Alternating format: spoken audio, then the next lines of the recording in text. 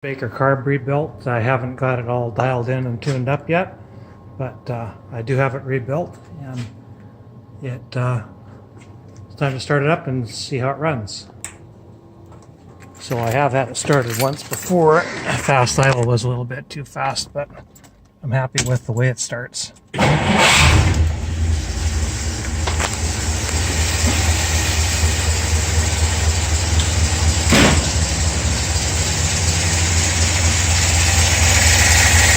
So there it is, a 1955 Studebaker Speedster with a Carter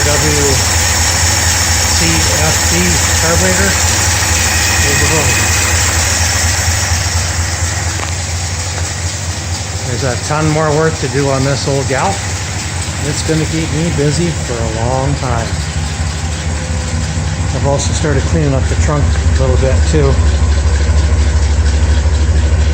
Gotta start somewhere. Well, some surface rust had to be cleaned out.